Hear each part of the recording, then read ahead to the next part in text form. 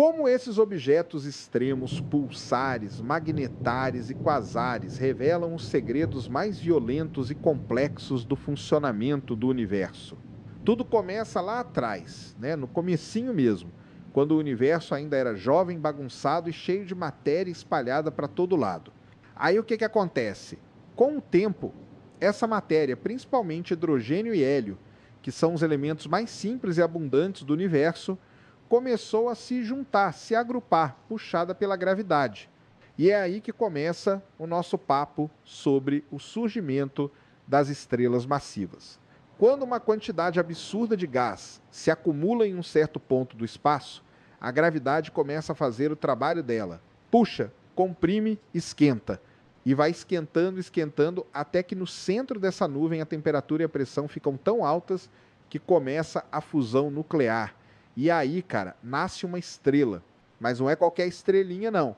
É uma estrela gigante, muito maior que o Sol, muito mais quente, muito mais brilhante.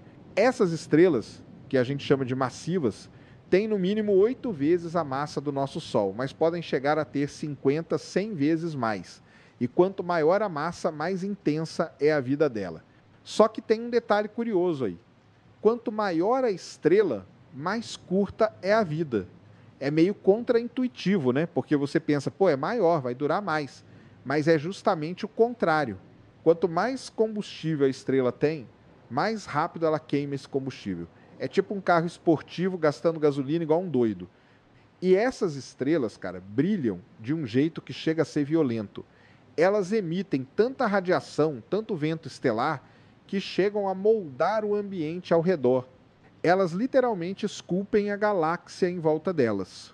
Galera, antes de continuarmos, só um pequeno pedido. O famoso pacote youtubístico, se inscreve e mete aquela voadora no peito do like.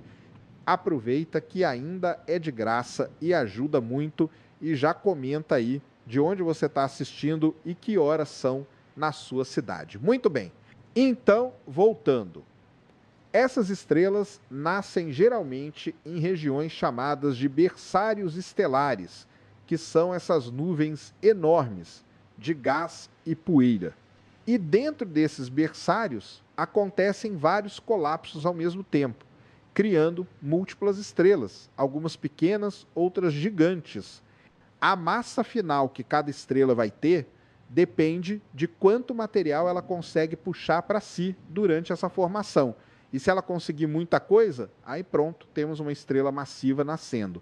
E olha que legal, a luz que essas estrelas começam a emitir pode ser tão intensa que chega a iluminar a poeira em volta, formando aquelas imagens maravilhosas que a gente vê do espaço, tipo a nebulosa de Órion, por exemplo.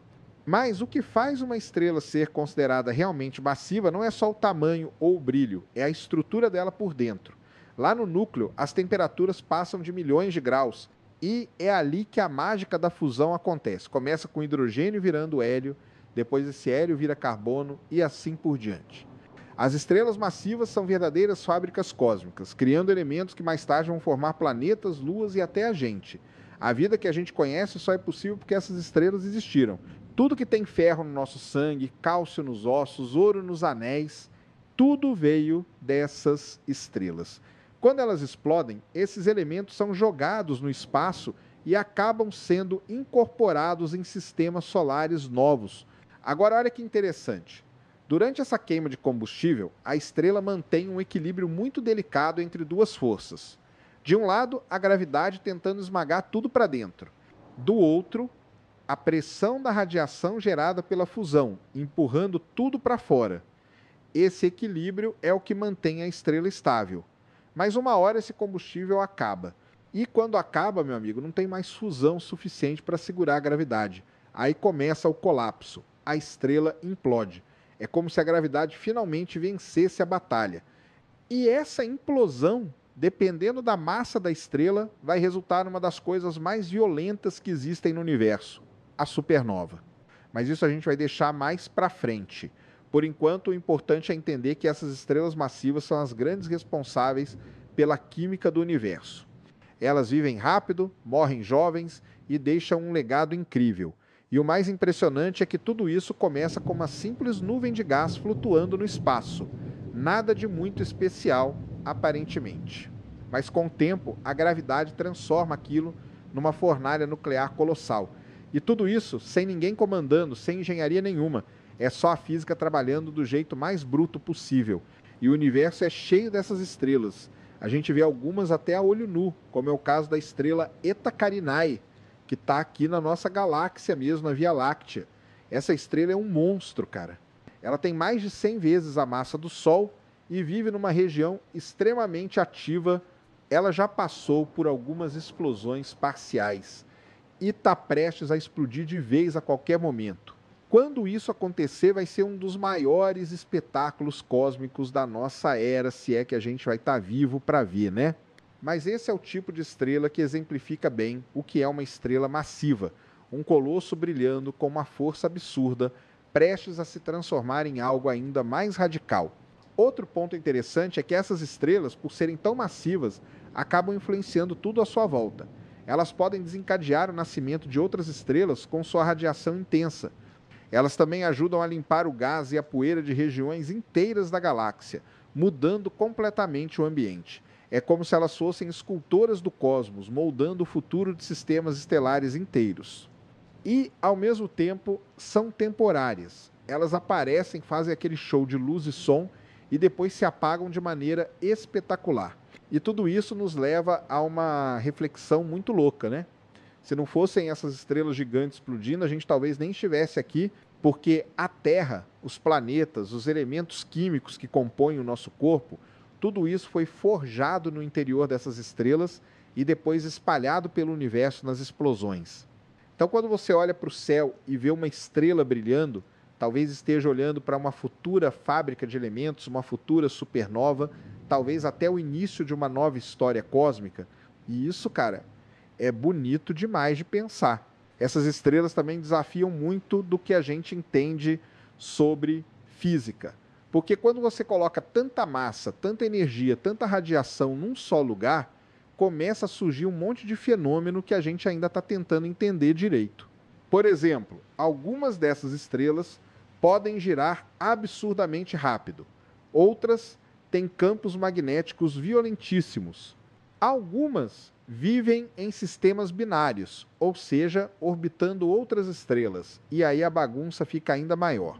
A interação entre essas estrelas pode causar transferências de massa, fusões, explosões antecipadas. É uma dança cósmica intensa e imprevisível. E no final das contas, o que a gente tem são ciclos. Ciclos de nascimento e morte, ciclos de criação e destruição. O gás forma a estrela brilha, morre, e o material volta para o espaço para formar novas estrelas. E é assim que o universo vai se renovando, sempre em movimento, sempre reciclando matéria, sempre surpreendendo, e as estrelas massivas são o motor principal desse ciclo. Elas são o fogo que mantém a fornalha do cosmos acesa. São os titãs do universo fazendo o papel mais espetacular e ao mesmo tempo mais efêmero da história cósmica. Depois que uma estrela massiva chega ao fim da sua vida, o que acontece? Não é simplesmente o fim, como a gente pensa quando apaga uma lâmpada, por exemplo. O final dessa estrela é, na verdade, o começo de uma das coisas mais extremas e bizarras que existem no universo. Quando ela explode numa supernova, aquela explosão gigantesca joga boa parte da matéria da estrela para o espaço, criando uma onda de choque que pode até desencadear o nascimento de outras estrelas ali por perto. Mas o que sobra no centro da explosão, aquele núcleo que colapsou, aquilo ali vai virar outra coisa, vai virar uma estrela de nêutrons. E aí é que o negócio começa a ficar completamente fora da nossa realidade cotidiana. Porque essa estrela de nêutrons é um objeto tão denso, tão compacto, que desafia qualquer comparação com o que a gente conhece aqui na Terra. Só para ter uma ideia, imagina pegar toda a massa do Sol, que já é um negócio gigantesco, e comprimir tudo isso num raio de uns 10, 15 quilômetros. É isso que acontece. A densidade é tamanha que um único centímetro cúbico desse material pesa mais que uma montanha inteira. E não é exagero, é real. Um pedacinho de uma estrela de nêutrons. Se você colocasse numa balança aqui, destruiria a balança, o chão, a cidade inteira e afundaria na crosta terrestre sem parar A formação dessa estrela de nêutrons acontece por causa do colapso gravitacional do núcleo da estrela original. A gravidade ali vence tudo, vence a pressão da radiação, vence qualquer resistência atômica. Os átomos, que são basicamente espaços vazios com um núcleo cercado por elétrons, são esmagados a ponto de que os elétrons são empurrados contra os prótons. E o que acontece quando um elétron encontra um próton? Eles se fundem e viram um nêutron, por isso o nome estrela de nêutrons. Ela é formada quase que exclusivamente por nêutrons, essas partículas subatômicas sem carga elétrica, mas que têm massa. É tipo transformar toda a matéria num único tipo de coisa, num estado tão exótico que nem tem mais estrutura atômica do jeito que a gente conhece. Esse objeto, apesar de ser absurdamente compacto, ainda é considerado uma estrela, só que uma estrela morta, né, que não brilha como o Sol. Ela até pode emitir algum tipo de radiação, especialmente se tiver um campo magnético forte, mas ela não tem mais aquela fusão nuclear rolando no interior. Ela é, digamos, o cadáver de uma estrela gigante. Um cadáver que gira, que pulsa, que tem um campo gravitacional monstruoso e que, em alguns casos, pode até puxar matéria de outras estrelas se estiver num sistema binário. E é isso que deixa tudo ainda mais interessante. A gravidade de uma estrela de nêutrons é tão intensa que ela deforma até o espaço-tempo ao redor. Um objeto que chega perto demais pode ser arrancado, esticado, espaguetificado, como os cientistas gostam de dizer. E se tiver algum gás por perto, esse gás pode formar um disco de acreção, que gira em alta velocidade antes de cair na superfície da estrela. Quando isso acontece, a energia liberada é absurda. É como uma explosão constante de raio-x. Algo que a gente consegue detectar aqui da Terra com telescópios próprios para isso. Ou seja, mesmo morta, a estrela de nêutrons continua interagindo com o universo de forma extremamente ativa. Outra coisa muito louca é a velocidade de rotação dessas estrelas. Lembra que antes, lá na estrela viva, a rotação já era rápida? Pois é. Quando ela colapsa e encolhe de tamanho, a velocidade de rotação aumenta absurdamente. É tipo uma patinadora no gelo que junta os braços e gira mais rápido. Só que aqui estamos falando de rotações de dezenas, centenas de vezes por segundo. Uma estrela de nêutrons pode dar centenas de voltas em torno de si mesma em apenas um segundo. E isso tudo com uma massa colossal, um campo gravitacional insano e um campo magnético que também pode ser milhões de vezes mais forte que qualquer coisa que a gente consiga criar aqui. Esse tipo de objeto é tão extremo que até a superfície dele é algo difícil de imaginar. Não tem crosta, oceano, atmosfera como a gente conhece. A superfície de uma estrela de nêutrons é uma camada de nêutrons degenerados, compactados até não dar mais. A gravidade é tão forte que se você derrubasse uma bolinha de gude de 1 metro de altura, ela ia bater com uma força comparável à de uma explosão de dinamite. Não dá nem para imaginar o que seria cair ali. Nada fica em pé, nada sobrevive. E tem mais um detalhe interessante. Como essas estrelas são feitas basicamente de nêutrons, elas podem apresentar propriedades da física que a gente só estuda em laboratório, em condições super específicas, tipo o estado de superfluido e supercondutor. O interior de uma estrela de nêutrons pode ter um núcleo em que a matéria flui sem resistência, num estado quântico coletivo que não existe naturalmente em lugar nenhum do nosso dia a dia. É tipo pegar os limites da física e jogar todos de uma vez no mesmo lugar. E aí você entende por que essas estrelas são tão importantes para os cientistas. Porque elas viram laboratórios naturais para estudar a matéria em condições extremas que não dá para reproduzir na Terra. As estrelas de nêutrons também emitem sinais que a gente consegue detectar, mesmo estando a milhares de anos-luz de distância. Quando elas estão girando e têm campos magnéticos intensos, elas se tornam fontes poderosas de ondas de rádio, raios-x e até raios gama. E esses sinais, esses pulsos, são tão regulares que podem servir até como ferramentas de navegação interestelar no futuro. E tudo isso começa com a formação dessa estrela de nêutrons, que é quase como o segundo ato da vida de uma estrela massiva. Mas nem toda estrela de nêutrons é igual. Existem várias variações dependendo das condições em que ela foi formada, da sua massa, da velocidade de rotação, do campo magnético e de outras coisas. Algumas são mais estáveis, outras têm surtos de atividade, algumas acabam virando pulsares, outras viram magnetares, que são ainda mais extremos, mas isso é conversa para depois. O importante é entender que a estrela de nêutrons é o primeiro passo nessa sequência de objetos compactos que o universo guarda com tanto mistério. E olha que curioso, a descoberta dessas estrelas não foi por acaso. A teoria já existia, mas os sinais observados nos anos 60 é que confirmaram a existência real desses objetos. E desde então, os cientistas têm se debruçado cada vez mais sobre esses corpos, porque eles trazem pistas sobre o funcionamento da gravidade, da matéria e até do tempo. Sim, do tempo. Porque os efeitos relativísticos em volta de uma estrela de nêutrons são tão intensos que o tempo passa de forma diferente ali perto. É o tipo de coisa que só a física de Einstein dá conta de explicar. A presença dessas estrelas em galáxias como a nossa também mostra que o universo é um lugar em constante transformação, onde hoje tem uma estrela brilhando, amanhã pode ter uma explosão. E depois da explosão, o que sobra é esse núcleo comprimido, denso, poderoso, que continua influenciando o espaço ao redor. As estrelas de nêutrons, de certa forma, são um lembrete de que o universo não para, que mesmo a morte de uma estrela não é o fim, mas só uma nova forma de existência. E que dentro dessa nova forma ainda existe muita energia, muita atividade e muita informação para ser estudada. Quando a gente olha para o céu com instrumentos sensíveis, vê esses pontinhos que emitem sinais tão regulares, tão poderosos, que dá até uma sensação de que o universo está tentando se comunicar, mas na verdade são as estrelas de nêutrons fazendo o que sabem fazer: girar, emitir radiação, deformar o espaço e continuar lá firmes por milhões de anos depois da morte, do que um dia foi uma estrela colossal.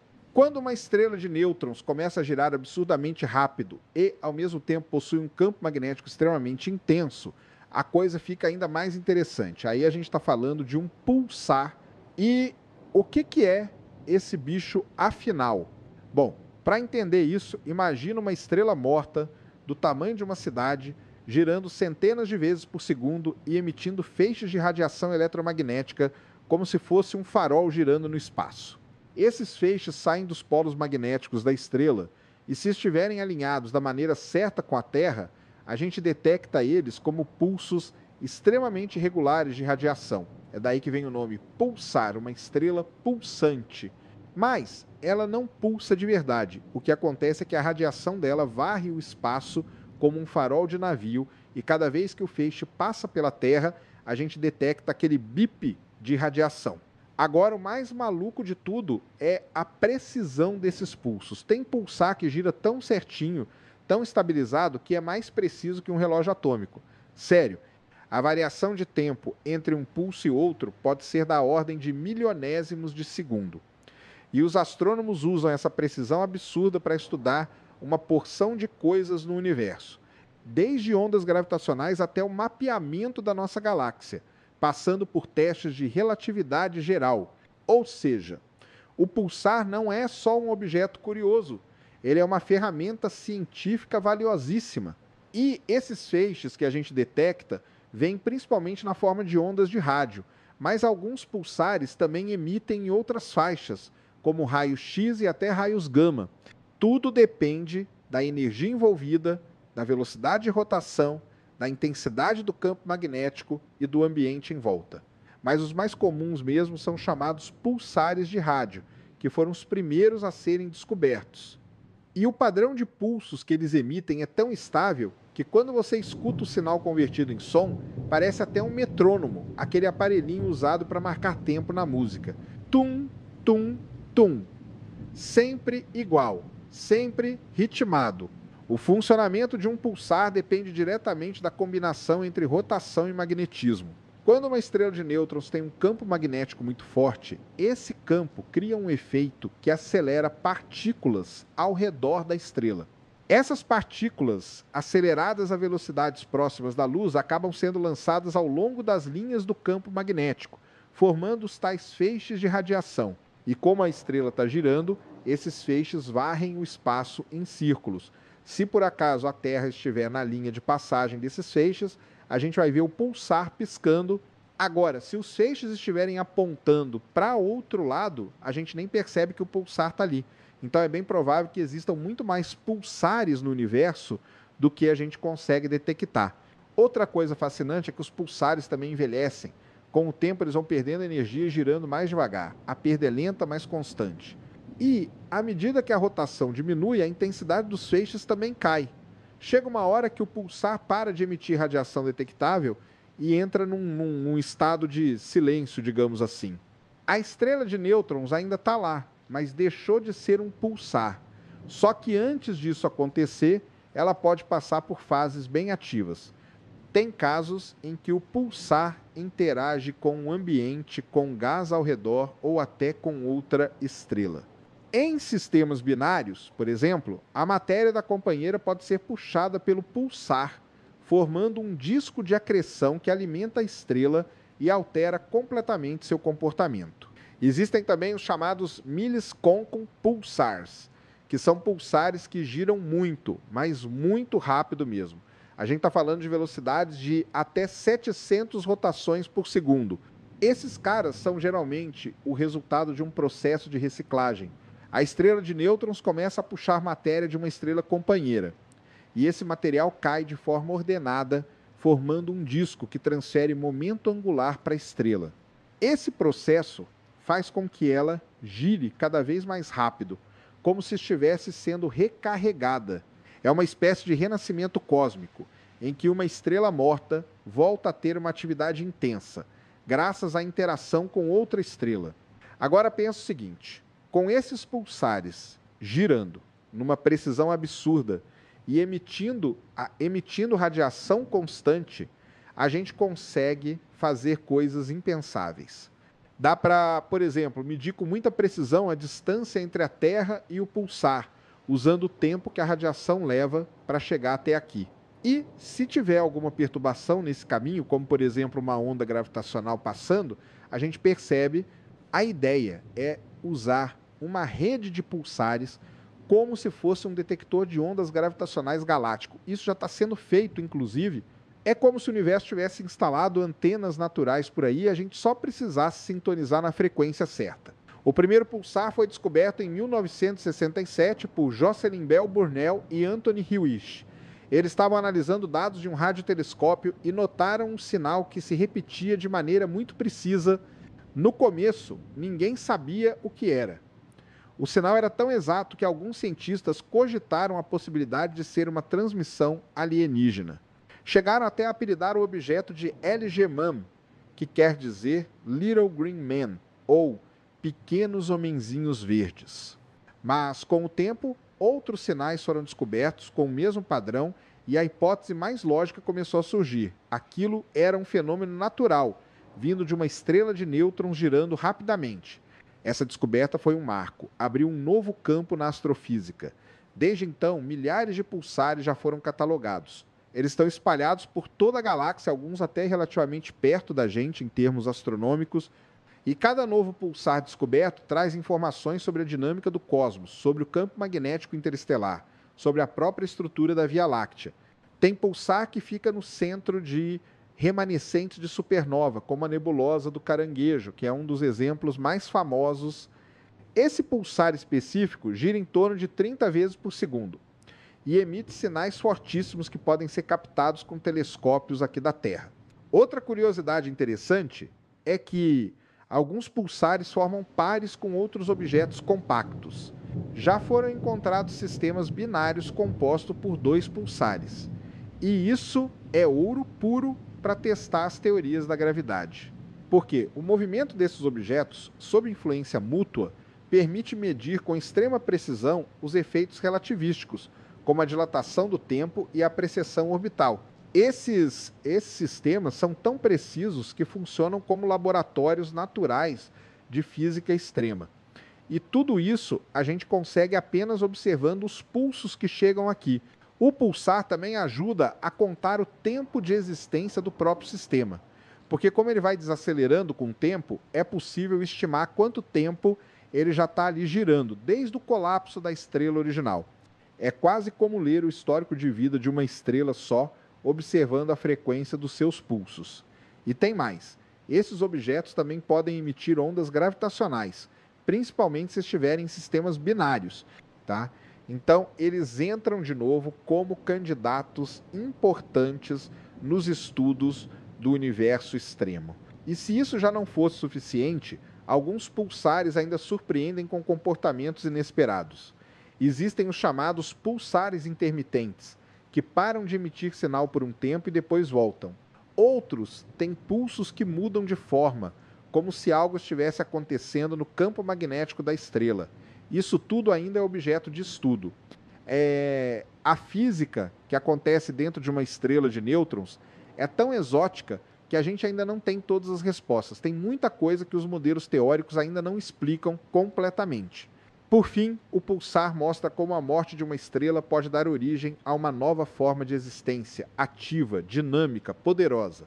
Um pulsar é, no fim das contas, um coração morto que continua batendo no meio do cosmos, emitindo sinais para quem quiser escutar. É uma lembrança constante de que, no universo, nada é simplesmente o fim. As transformações continuam, os ciclos seguem, e a física extrema se revela nas formas mais incríveis. E o mais fascinante é que a gente, aqui da Terra, com nossos instrumentos, consegue captar esses sussurros cósmicos e transformar em conhecimento. O universo, com seus pulsares, dá sinais de que, mesmo nas menores escalas, nas menores estrelas, ainda há uma complexidade absurda esperando para ser entendida. A descoberta dos pulsares é uma daquelas histórias que mostram como a ciência, às vezes, caminha por caminhos completamente inesperados. Lá em 1967, uma jovem pesquisadora chamada Jocelyn Bell Burnell, que na época era estudante de doutorado na Universidade de Cambridge, estava analisando dados de um radiotelescópio que ela mesma ajudou a montar. E aí, no meio de um mar de interferência, de ruído, de sinal esquisito vindo de tudo quanto é lugar do espaço, ela começou a perceber uma repetição curiosa. Um sinalzinho que aparecia sempre no mesmo ponto do céu, com uma regularidade tão precisa que chamava a atenção de qualquer um que tivesse um pouco de noção do que é ruído e o que é padrão. O sinal vinha como um pulso, com um intervalo constante de tempo entre cada um deles. Era como se alguém estivesse batendo num tambor cósmico com precisão cirúrgica. E aquilo começou a intrigar muito a equipe. Não parecia interferência de rádio, nem coisa de avião, nem reflexo de satélite. Era algo real, vindo do espaço. E não era qualquer sinal. Era um bip regular, limpo, com uma frequência absurda de precisão. A ponto de alguns dos cientistas, por um breve momento, cogitarem se não poderia ser algum tipo de transmissão de uma civilização alienígena. Sério, chegaram até a dar um apelido para o sinal, LG Moon, que significa Little Green Man, ou Pequenos Homenzinhos Verdes, porque o troço era tão preciso que parecia até proposital. Mas, obviamente, eles mantiveram o rigor científico, continuaram observando, tentando entender o que poderia gerar um sinal tão regular e tão forte. E o mais doido é que, em pouco tempo, outros sinais semelhantes começaram a aparecer, vindos de outras partes do céu. Ou seja, não era uma coisa isolada, não era uma transmissão única, era um fenômeno natural que se repetia. E aí caiu a ficha. Aquilo não era alienígena, mas também não era qualquer coisa comum. Era algo novo, algo que ninguém tinha detectado antes. E quando começaram a comparar os dados com os modelos teóricos, perceberam que podia se tratar de uma estrela de nêutrons girando rapidamente, emitindo feixes de radiação que varriam o espaço. Essa hipótese começou a ganhar força. E pouco tempo depois foi confirmada.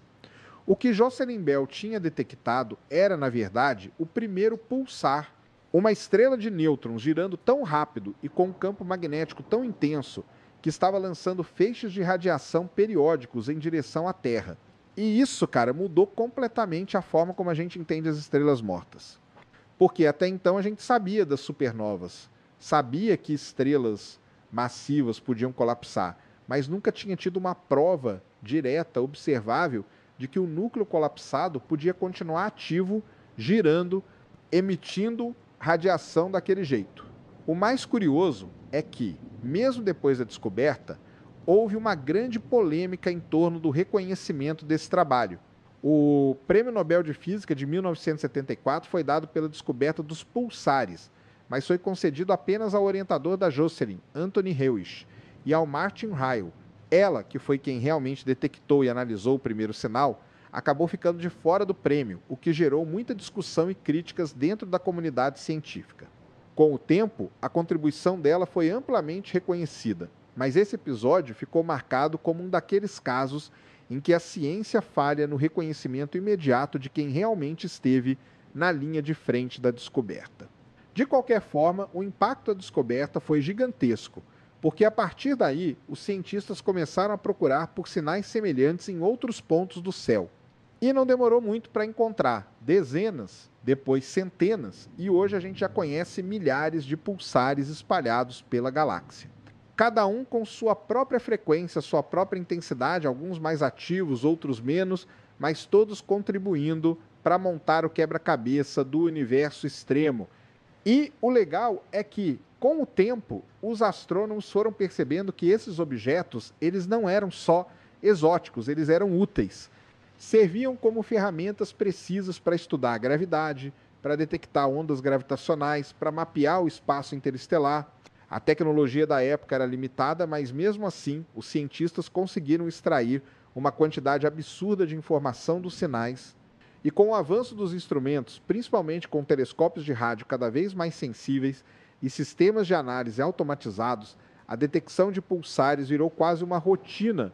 Mas isso não tirou a magia da coisa. Pelo contrário, a cada novo pulsar detectado, surgia a possibilidade de encontrar algo ainda mais extremo.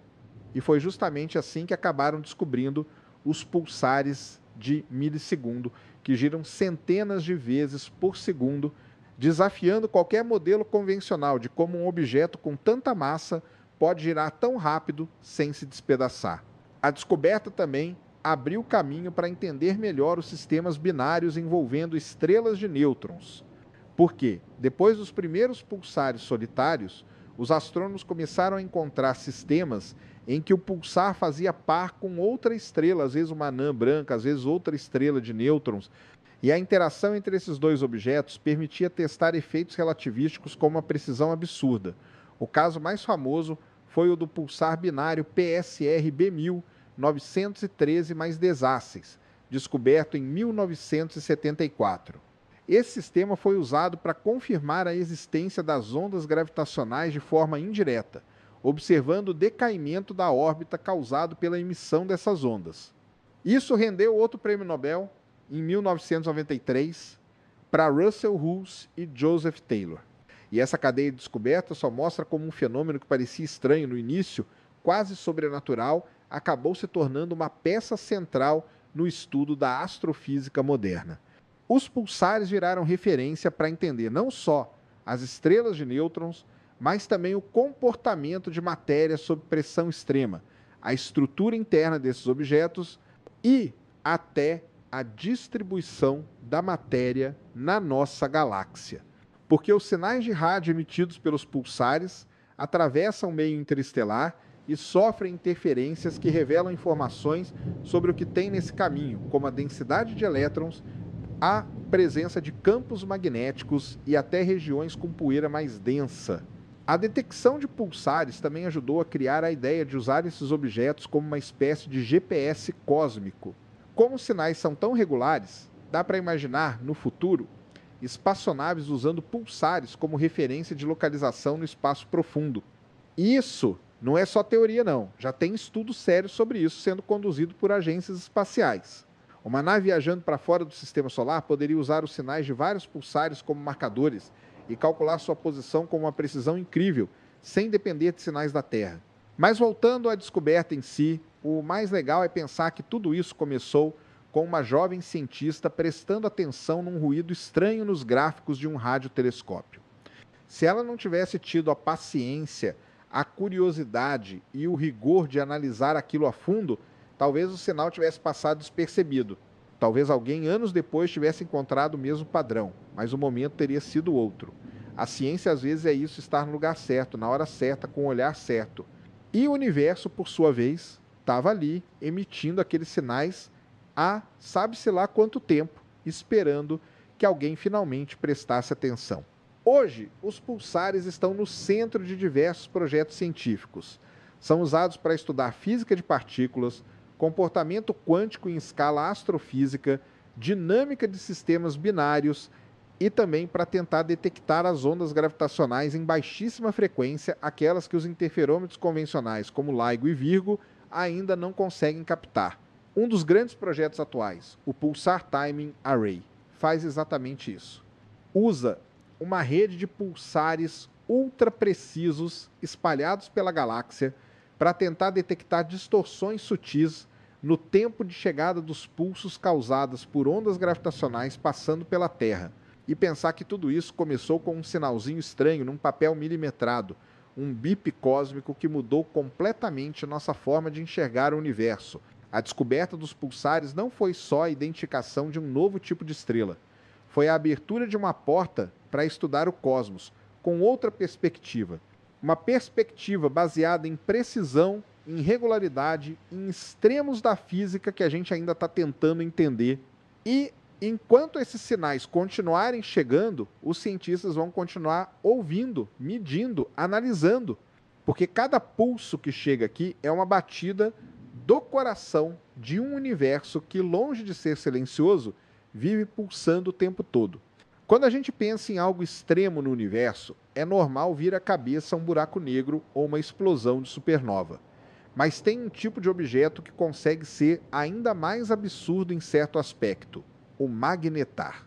Imagina uma estrela do tamanho de uma cidade, mas com um campo magnético tão forte que poderia desmagnetizar até os HDs de todos os computadores da Terra ao mesmo tempo, mesmo estando a milhares de quilômetros de distância. É isso que um magnetar representa. Um tipo raro e altamente energético de estrela de nêutrons que carrega em si um dos fenômenos mais violentos e intensos do universo conhecido. Os magnetares são como uma variação de elite, digamos assim, das estrelas de nêutrons. Eles nascem da mesma forma, a partir do colapso do núcleo de uma estrela muito massiva que explodiu em uma supernova.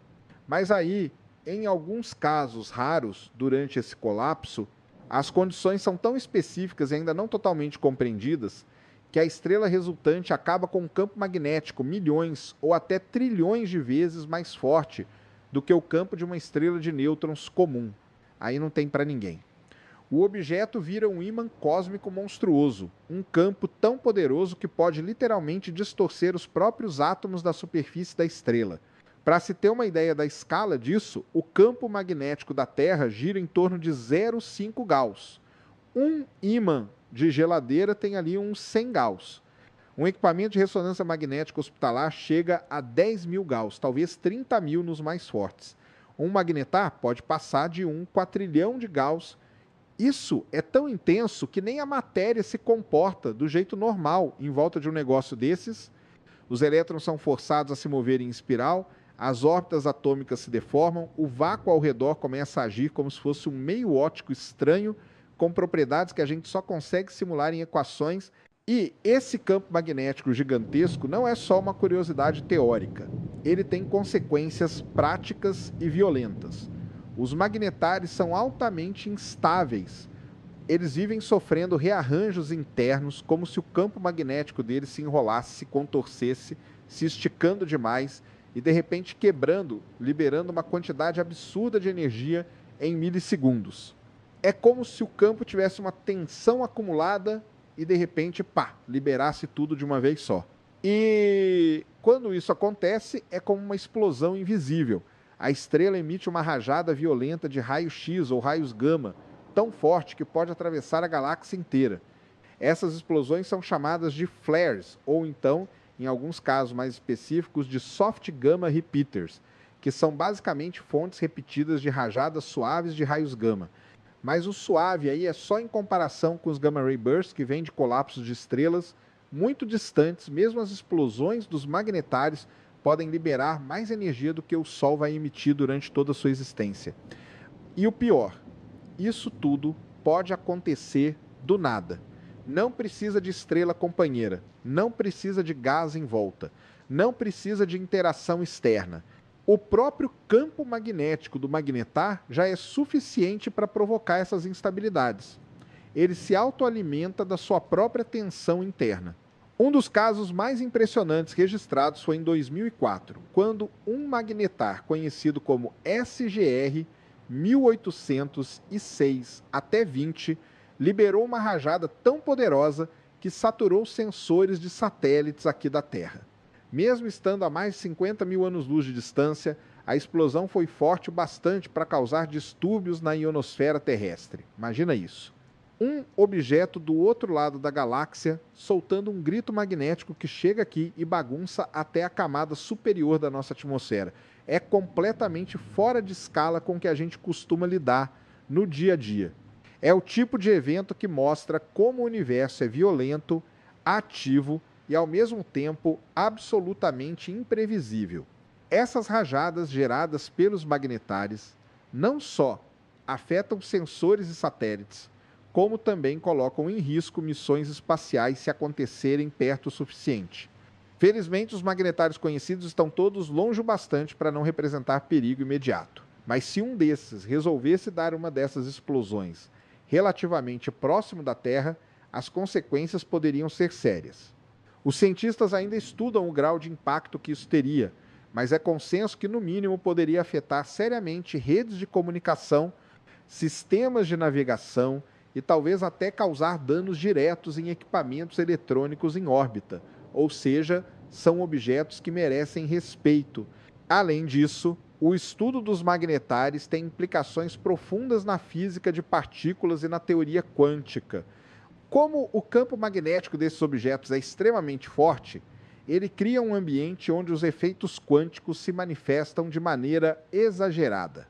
Isso inclui a famosa birefringência do vácuo, um fenômeno previsto pela eletrodinâmica quântica, onde o vácuo, que supostamente é nada, passa a se comportar como um meio que refrata a luz de maneira diferente dependendo da direção do campo magnético.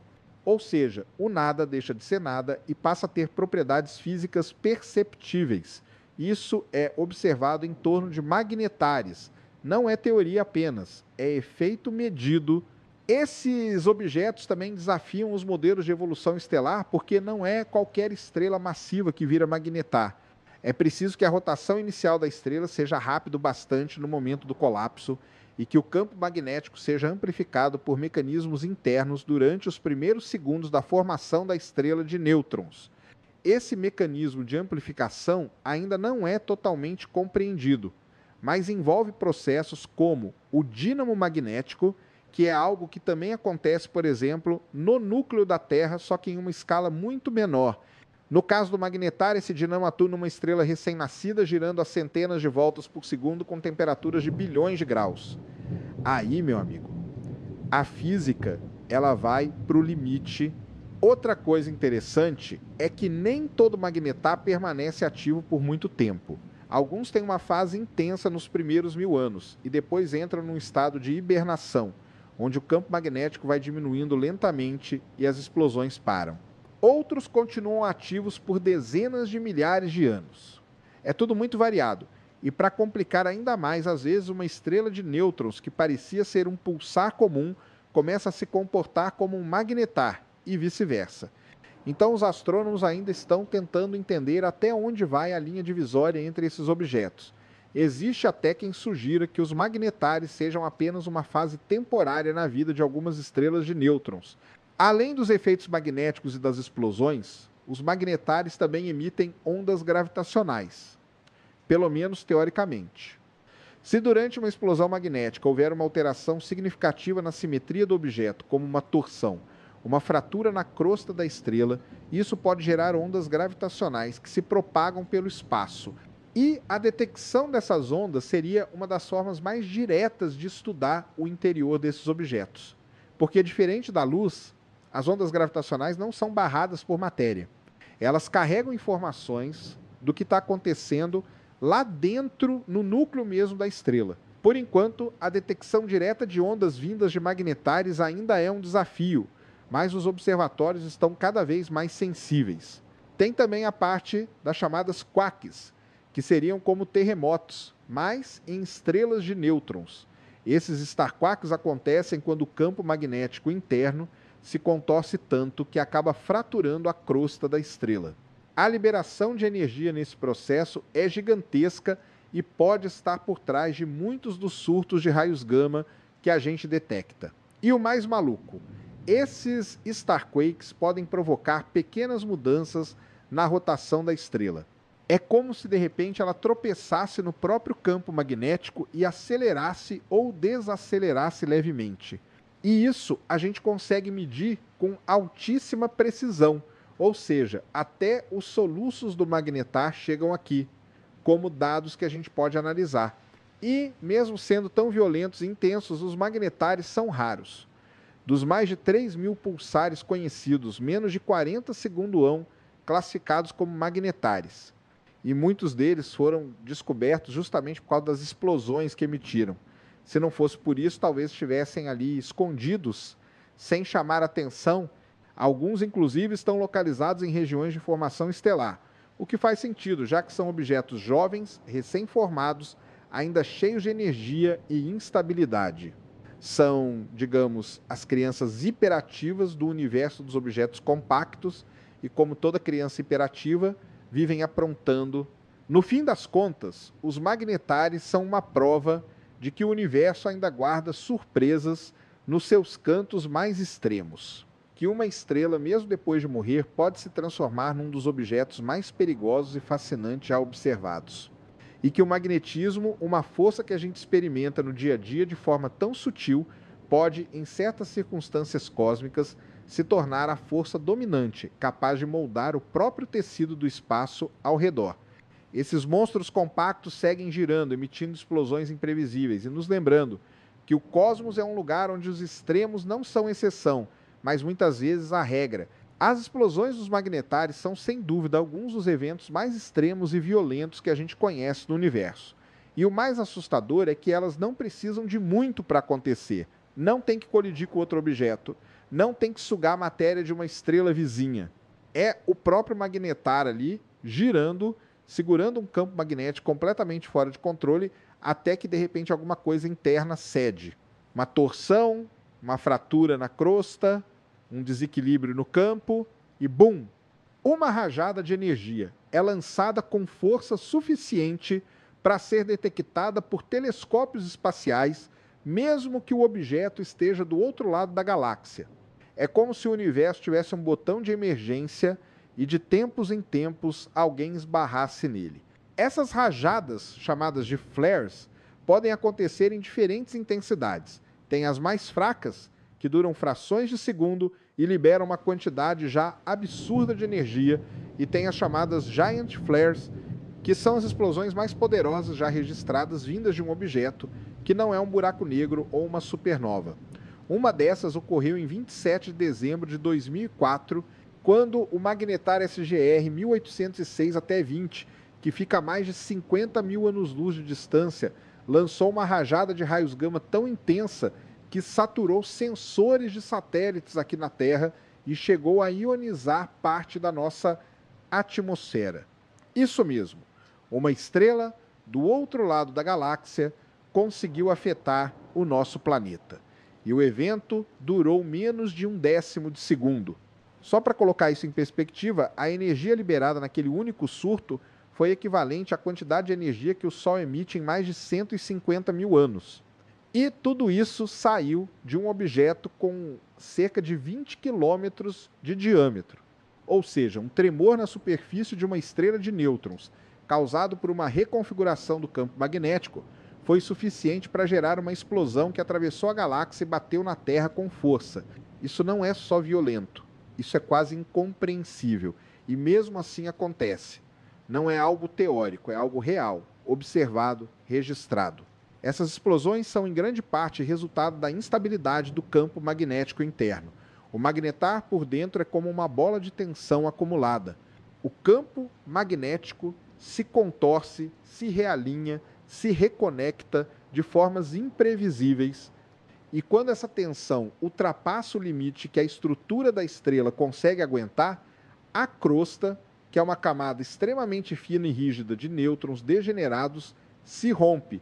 Isso gera um starquake, uma espécie de terremoto estelar, que libera uma quantidade brutal de energia. É como se o campo magnético se soltasse de uma vez só, como uma mola que estava comprimida há milênios. Os satélites que monitoram raios gama e raio-x, como o Fermi, o Swift, o Integral e outros, são os principais responsáveis por detectar esses surtos. E, quando um evento assim acontece, a reação é imediata. Os telescópios voltam seus olhos para a direção do sinal, tentam coletar o máximo de dados possível porque esses eventos duram pouquíssimo tempo. Em segundos, tudo já acabou. Só que o rastro que deixa nos sensores, na frequência das emissões, nas assinaturas espectrais, tudo isso permite aos astrônomos estudar a estrutura interna do magnetar, entender como o campo magnético se comporta e até testar previsões da física quântica em regimes extremos. E tem mais uma coisa: essas explosões também podem emitir ondas gravitacionais, pelo menos em teoria. Quando a crosta da estrela se fratura, isso pode gerar uma assimetria temporária na massa da estrela, o que, segundo a teoria da relatividade geral, deve produzir uma ondulação no espaço-tempo. Esses sinais seriam muito sutis, mas já existem esforços para detectá-los com interferômetros como o LIGO e o Virgo. Se algum dia a gente conseguir captar uma onda gravitacional vinda de uma explosão de magnetar, isso vai abrir uma nova janela para estudar esses objetos. Porque, ao contrário da luz, que pode ser absorvida ou desviada, a onda gravitacional carrega a informação pura do que aconteceu lá no núcleo da estrela. Outro ponto importante é que essas rajadas de energia, quando atingem a Terra, podem afetar sistemas tecnológicos sensíveis. Em 1979, por exemplo, houve um evento similar ao de 2004 vindo de outro magnetar. Na época, os sensores de vários satélites militares acusaram uma explosão repentina de raios gama, e os analistas chegaram a pensar que poderia ser o início de uma detonação nuclear no espaço. Foi só depois, com análises mais detalhadas, que perceberam que o sinal vinha de uma fonte cósmica. Hoje em dia, com mais conhecimento sobre esses fenômenos, os sistemas estão mais preparados, mas ainda assim existe o risco.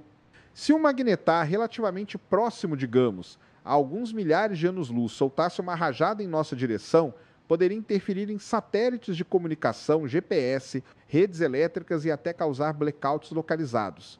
A chance é pequena, mas não é zero. Tem também o fato de que essas explosões, apesar de intensas, não destroem o magnetar. Pelo contrário, é como se ele desse uma descarga e voltasse ao estado anterior, ainda que com pequenas alterações na rotação ou no campo magnético.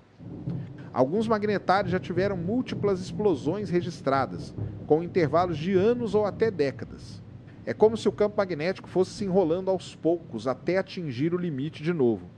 E esse ciclo pode continuar por dezenas de milhares de anos, até que o campo finalmente enfraqueça e a estrela entre numa fase mais tranquila. Uma consequência interessante disso é que alguns magnetáres podem, por breves períodos, se comportar como pulsares. Depois de uma explosão, a energia liberada pode aquecer regiões específicas da superfície da estrela, criando zonas de emissão que se comportam como feixes de radiação. E aí, durante dias ou semanas, o magnetar emite pulsos regulares que lembram o comportamento de um pulsar clássico. Isso gera confusão na classificação, claro, mas também mostra que o universo não liga muito para as nossas tentativas de colocar tudo em caixinhas. Os objetos cósmicos são mais complexos do que as categorias que a gente tenta impor a eles.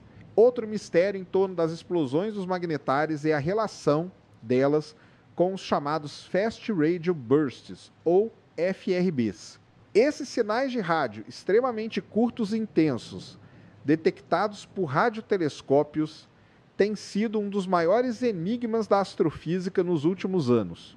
E uma das hipóteses mais fortes é que pelo menos alguns dos FRBs venham justamente de explosões de magnetares. Em 2020, pela primeira vez, foi registrado um FRB vindo de dentro da nossa galáxia, coincidente com uma explosão de um magnetar conhecido, o SGR 1935 mais 2154. Foi uma conexão direta, mostrando que esses objetos podem sim estar por trás de pelo menos parte desses sinais misteriosos. Ainda não é o quadro completo, mas é uma pista importante. Essa associação com os FRBs também levanta a possibilidade de usar magnetários como uma ferramenta para estudar o universo profundo, porque esses sinais de rádio atravessam grandes distâncias e carregam informações sobre o meio interestelar, a distribuição de matéria no cosmos e até sobre a expansão do universo. Se a gente conseguir mapear melhor essas explosões e entender o mecanismo que as gera, pode ser possível usar os magnetários como fontes naturais de sinal para estudar regiões do universo que seriam inacessíveis por outros meios. O estudo das explosões dos magnetários, portanto, não é só sobre entender um objeto estranho que vive soltando rajada de energia. É sobre compreender a própria dinâmica do universo. É sobre física de partículas, relatividade geral, campos magnéticos em estados extremos e até sobre como a tecnologia humana pode ser afetada por fenômenos que acontecem a dezenas de milhares de anos-luz de distância. Os magnetários, com suas explosões imprevisíveis, nos mostram que o universo é um lugar onde até o que parece estável pode mudar num piscar de olhos, ou melhor, num pulso de raios gama. E, mesmo com toda essa violência, eles continuam sendo parte da grande dança cósmica. Não estão fora do padrão, não são aberrações. São apenas o resultado natural de leis físicas que atuam com intensidade máxima em condições muito específicas. E isso, no fim das contas, é o que torna tudo isso tão fascinante. Porque quando você percebe que esses eventos são parte de um ciclo natural do universo, você entende que o cosmos não é só belo e vasto. Ele é também dinâmico, instável, surpreendente. E que, a qualquer momento, do outro lado da galáxia, um pequeno ponto brilhante pode soltar um grito de energia que ecoa por todo o espaço e chega até aqui. Agora a gente vai mudar um pouco de cenário, sair daquele universo das estrelas de nêutrons, pulsares, magnetários, para entrar num outro tipo de monstro cósmico completamente diferente, mas tão ou até mais impressionante, o quasar. E, cara, esse nome aí pode até soar meio estranho à primeira vista, mas quando você entende o que ele representa, você percebe que está lidando com um dos fenômenos mais poderosos e brilhantes de todo o universo. Um quasar não é uma estrela, nem uma supernova, nem um objeto pequeno. Na verdade, ele é o coração superativo de uma galáxia inteira, alimentado por um buraco negro supermassivo que está devorando matéria a uma velocidade absurda e, ao mesmo tempo, jogando energia para o espaço com uma intensidade que chega a ofuscar tudo ao redor. É isso mesmo.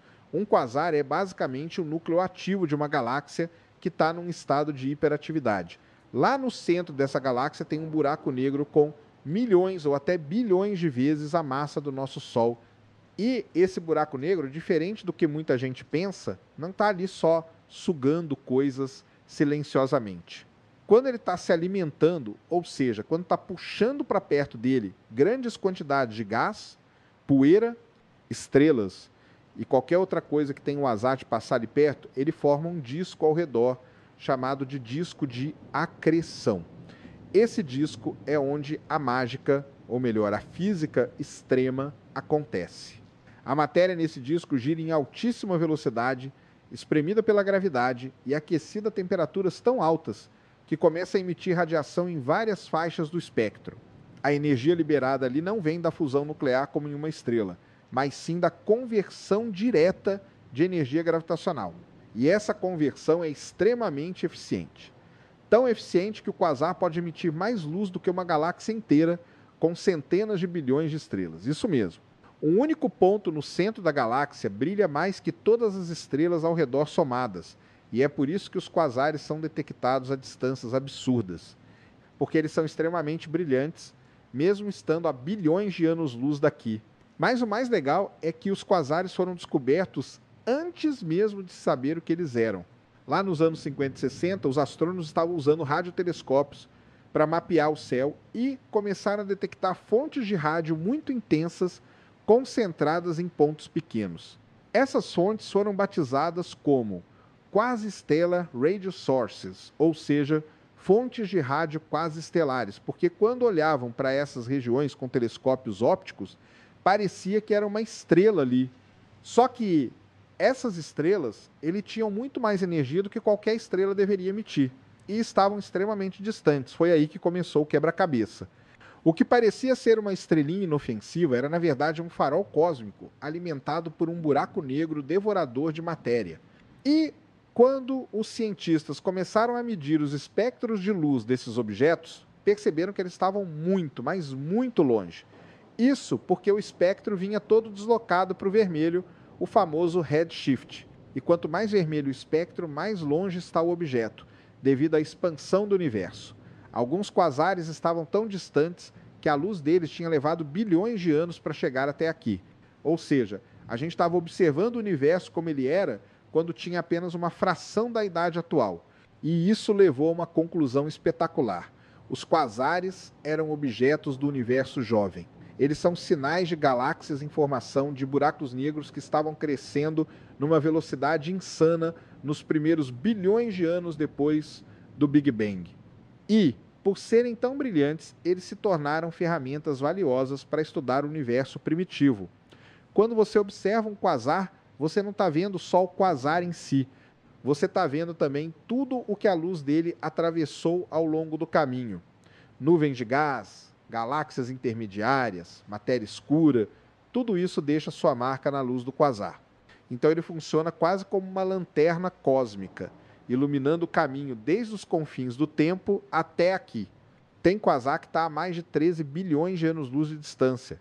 Isso quer dizer que a gente está observando um objeto que existia quando o universo tinha menos de 1 bilhão de anos, e isso levanta um monte de perguntas. Como um buraco negro tão gigantesco conseguiu se formar tão rápido?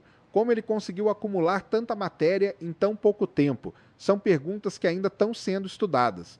Alguns modelos sugerem que os primeiros buracos negros se formaram a partir do colapso direto de nuvens gigantes de gás, sem passar pela fase estelar. Outros acham que buracos negros menores foram se fundindo até formar os supermassivos. Mas nada disso é certeza ainda. A existência dos quasares tão cedo no universo ainda é um baita mistério. Outro aspecto interessante é que os quasares, eles não são eternos. Eles têm uma fase de atividade que dura alguns milhões de anos. Depois disso, o buraco negro no centro da galáxia pode continuar ali, mas entra num estado mais calmo, sem tanta matéria por perto para se alimentar. Aí o brilho apaga e o núcleo vira o que a gente chama de uma galáxia com buraco negro inativo. Inclusive, acredita-se que praticamente toda galáxia grande, incluindo a Via Láctea, já teve ou ainda tem um buraco negro supermassivo no centro. Só que hoje, no nosso caso, ele está quieto. O nosso buraco negro central não é um quasar, porque não tem matéria suficiente sendo puxada para gerar aquele brilho todo. Mas se um dia algo grande cair lá, a coisa pode mudar. E não para por aí.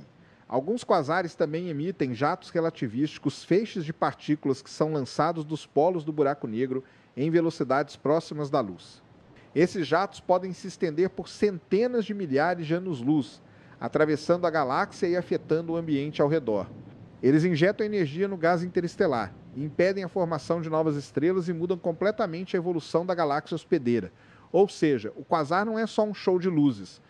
Ele também tem impacto direto na dinâmica do universo. Ele molda o que está ao redor.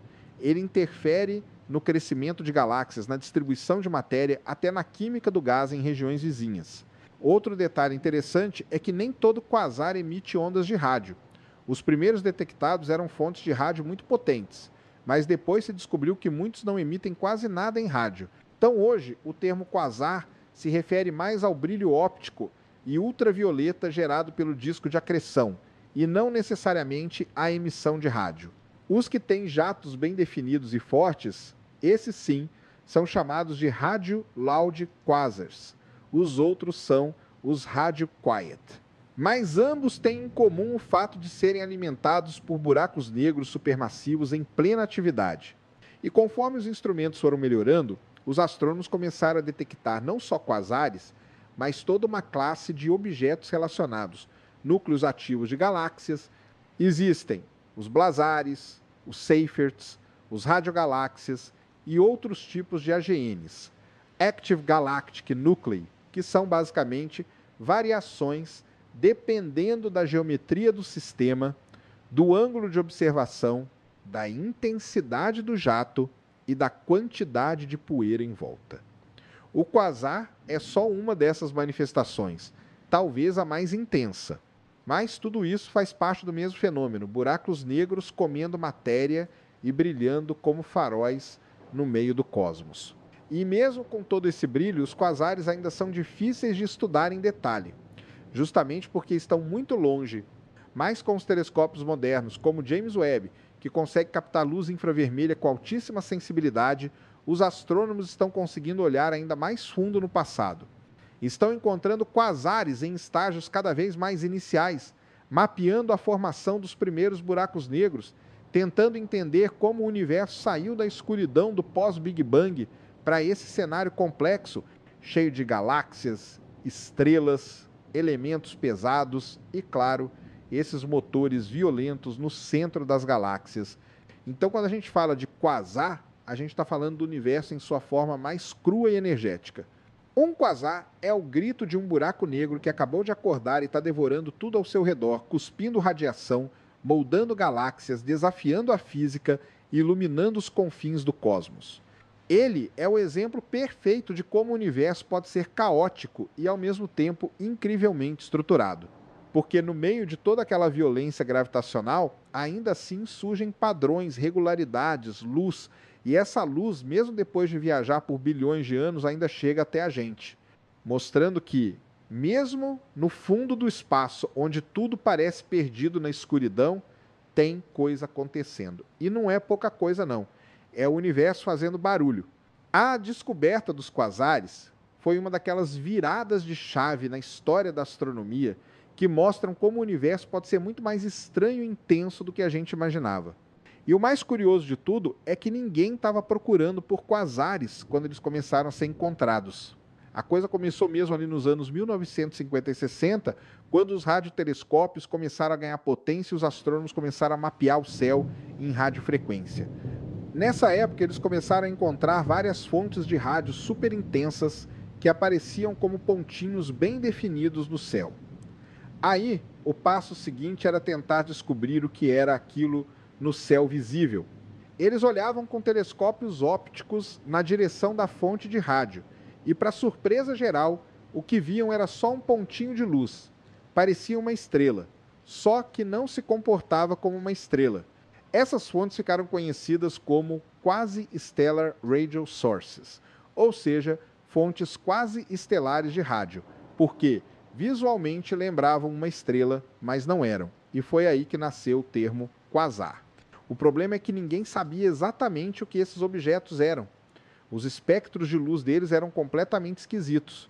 Não batiam com nenhum tipo de estrela conhecido, nem com galáxias normais. Até que em 1963, um astrônomo chamado Martin Schmidt, analisando o espectro de um desses objetos, percebeu que as linhas de emissão estavam extremamente deslocadas para o vermelho. E esse foi o momento em que tudo mudou. Esse desvio para o vermelho, o tal do redshift, é um indicativo de que o objeto está muito distante e que a luz dele foi esticada pela expansão do universo. E quando Schmidt fez as contas, viu que aquele pontinho brilhante estava a bilhões de anos-luz de distância, e mesmo assim brilhava mais do que uma galáxia inteira. Isso era uma coisa que ninguém esperava. Como é que um objeto que parece uma estrela, mas está tão longe, pode emitir tanta energia? A única explicação possível era que aquilo não era uma estrela comum. Era o núcleo de uma galáxia super distante, com um buraco negro gigantesco no centro, devorando matéria e emitindo quantidades insanas de energia. E assim, os quasares começaram a ser entendidos como núcleos galácticos ativos alimentados por buracos negros supermassivos. Mas no começo, essa ideia parecia tão absurda que muitos cientistas hesitaram em aceitá-la. A ideia de um buraco negro com bilhões de vezes a massa do Sol não era tão familiar na época quanto é hoje.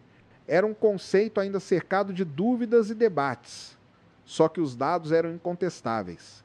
A quantidade de energia que os quasares emitiam, o padrão dos espectros, a distância em que estavam, tudo apontava na mesma direção.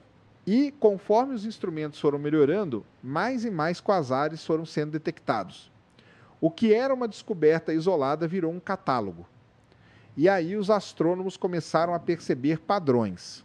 Alguns quasares emitiam jatos enormes de partículas, outros tinham variações rápidas de brilho, alguns apresentavam características intermediárias. Mas todos tinham em comum o fato de estarem a grandes distâncias, de serem incrivelmente luminosos e de estarem associados a galáxias jovens, em processo de formação ou evolução intensa. Um detalhe interessante é que os primeiros quasares foram identificados por causa do rádio, mas depois ficou claro que nem todos emitem fortes sinais de rádio. Os radio-loud quasars, ou quasares barulhentos, são os que têm jatos relativísticos que emitem em rádio. Já os radio-quiet, que são a maioria, não têm essa característica, mas continuam sendo igualmente poderosos na emissão de luz visível, ultravioleta, infravermelha e até raios-x. Então, a presença ou não do sinal de rádio não define se é um quasar, só mostra uma variação no comportamento do sistema. Com o tempo, os cientistas começaram a perceber que estavam olhando não só para objetos exóticos, mas para pedaços da história do universo. Como os quasares são visíveis a distâncias imensas, eles servem como janelas para o passado cósmico. A luz que a gente vê deles hoje começou a viagem há bilhões de anos, quando o universo era muito mais jovem. Estudando os quasares, os astrônomos conseguem traçar como era o universo em suas fases iniciais, como as galáxias estavam se formando, como os primeiros buracos negros supermassivos surgiram, como a matéria se organizava naquele ambiente primitivo. E foi aí que os quasares passaram de curiosidade astronômica para a ferramenta fundamental da cosmologia. Eles começaram a ser usados para medir distâncias, para estudar a distribuição da matéria no universo, para entender como a luz interage com o meio intergaláctico. A luz dos quasares atravessa nuvens de gás, poeira e matéria escura antes de chegar até a Terra, e cada uma dessas interações deixa uma assinatura na luz. Então, quando os cientistas analisam o espectro de um quasar, não estão apenas vendo o quasar em si, mas também tudo que a luz dele atravessou no caminho. Isso inclui a composição química de nuvens de gás, a densidade do hidrogênio primordial, a presença de galáxias ocultas e por aí vai. Um exemplo impressionante disso é o chamado floresta de Lyman alfa, que é um padrão de linhas de absorção nos espectros dos quasares, causado por nuvens de hidrogênio neutro ao longo da linha de visão. Cada uma dessas linhas representa uma nuvem de gás em uma distância diferente. Então, é como se o espectro do quasar fosse um mapa em camadas da estrutura do universo em larga escala. É quase como tirar uma tomografia do cosmos, usando a luz dos quasares como ferramenta. Além disso, os quasares permitiram que os cientistas estimassem a taxa de expansão do universo em diferentes épocas. Através do desvio para o vermelho e da análise da luz, dá para calcular como o universo estava se comportando em eras muito remotas. Isso ajuda a testar modelos cosmológicos, entender a evolução da energia escura e refinar a nossa compreensão do Big Bang e do que veio depois. Tudo isso a partir de um objeto que no começo parecia só uma estrelinha esquisita num mapa de rádio. E a pesquisa não parou por aí. Com a chegada de telescópios espaciais como o Hubble e mais recentemente o James Webb, os astrônomos conseguiram detectar quasares ainda mais antigos, ainda mais distantes, que existiam quando o universo tinha menos de 1 bilhão de anos. Isso é importante porque desafia os modelos sobre a formação de buracos negros. Afinal, como é que um buraco negro supermassivo, com bilhões de massas solares, se forma tão rápido? É uma questão que ainda não tem resposta definitiva. Alguns cientistas sugerem que esses buracos negros nasceram de colapsos diretos de nuvens de gás gigantes, sem passar pela fase estelar. Outros acham que os buracos negros pequenos foram crescendo muito rápido, se fundindo entre si e devorando tudo ao redor. Mas o fato é que, quanto mais a gente olha para trás, mais enigmáticos esses objetos se tornam. Tem também a questão dos jatos relativísticos, que são uma característica presente em alguns quasares. Esses jatos são formados por partículas que são aceleradas a velocidades próximas da luz e lançadas pelos polos do buraco negro. Eles podem se estender por centenas de milhares de anos-luz e são tão potentes que chegam a influenciar galáxias vizinhas. E quando o jato está apontado diretamente para a Terra, a gente chama esse tipo de quasar de blazar, que é uma das fontes mais energéticas de radiação do universo. Esses jatos emitem praticamente todo o espectro eletromagnético, de ondas de rádio até raios gama, e ajudam a entender como o campo magnético próximo ao buraco negro interage com o plasma do disco de acreção. Enfim, a descoberta dos quasares transformou a astronomia e colocou os buracos negros no centro das atenções.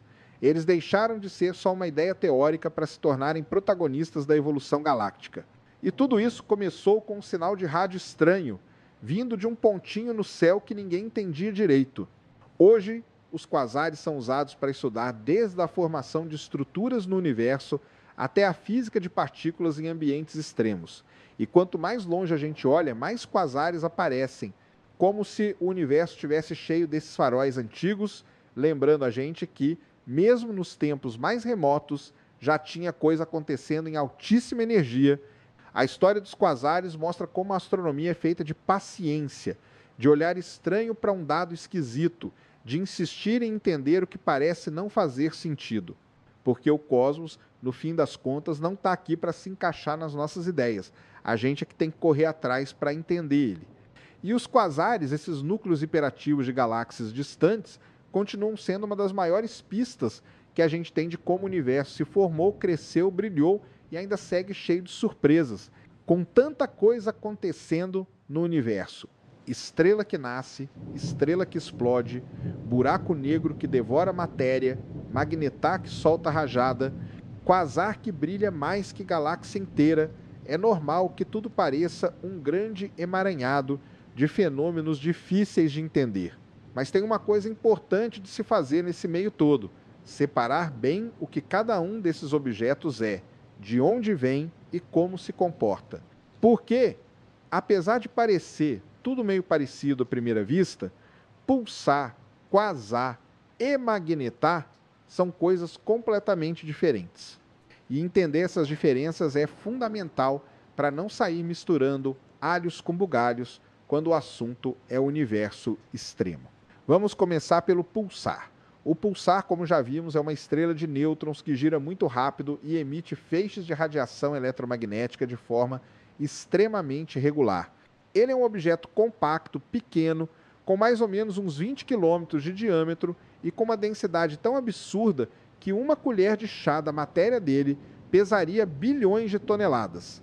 O pulsar nasce do colapso do núcleo de uma estrela muito massiva depois de uma supernova. Ele não brilha como uma estrela comum, não tem fusão nuclear no seu interior. O que mantém ele vivo é o giro e o campo magnético.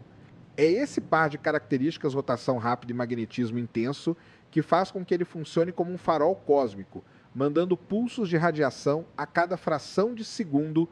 O magnetar também é uma estrela de nêutrons, então ele vem da mesma origem do pulsar, uma supernova, mas ele tem uma diferença brutal no campo magnético. Enquanto um pulsar já tem um campo magnético forte, o do magnetar é milhões de vezes mais poderoso. E é justamente esse campo absurdo que faz o magnetar se comportar de forma tão instável, soltando rajadas violentas de raio-x e raios gama, mesmo sem precisar de nenhuma estrela companheira por perto. Ele não emite pulsos regulares como o pulsar, embora, em alguns casos, possa apresentar comportamento parecido por curtos períodos. O magnetar é mais imprevisível. Ele vive em tensão constante e, de vez em quando, essa tensão explode. É o tipo de objeto que não precisa de movimento ou companheiros para brilhar.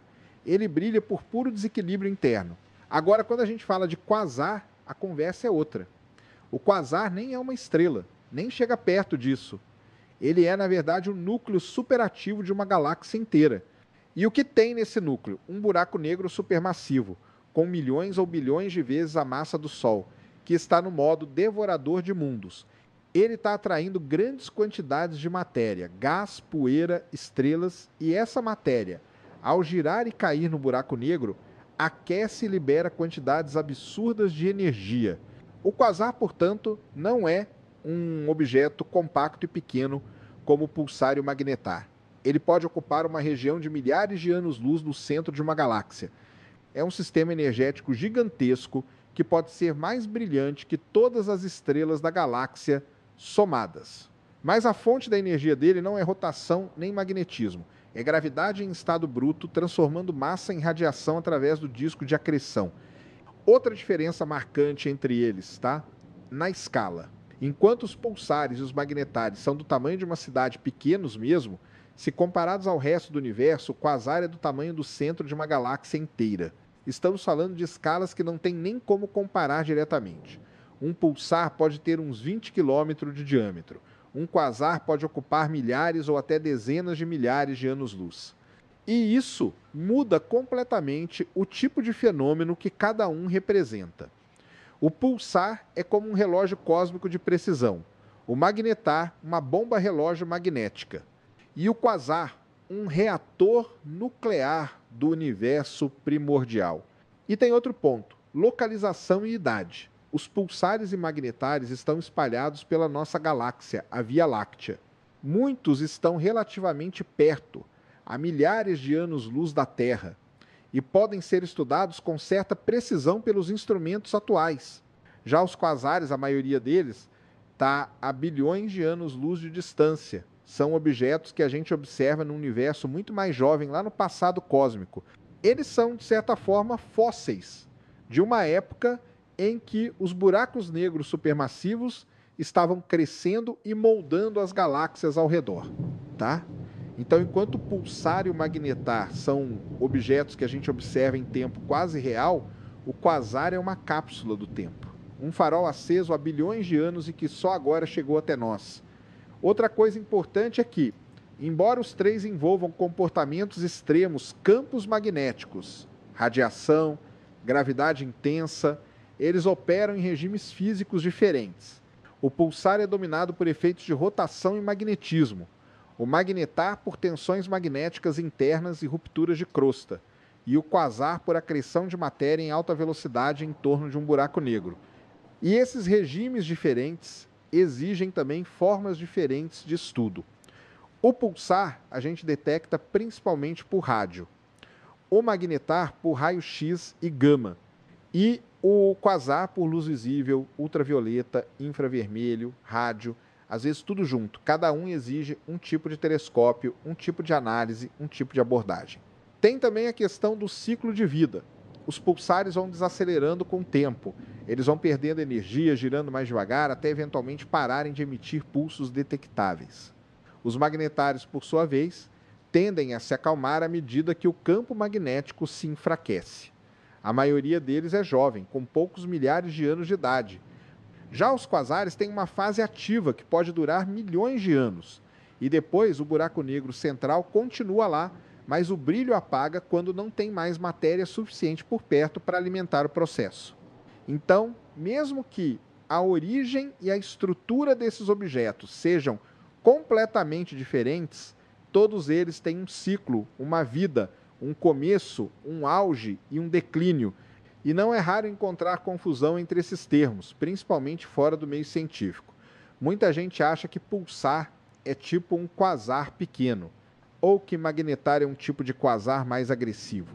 Mas são coisas que nascem de processos totalmente distintos.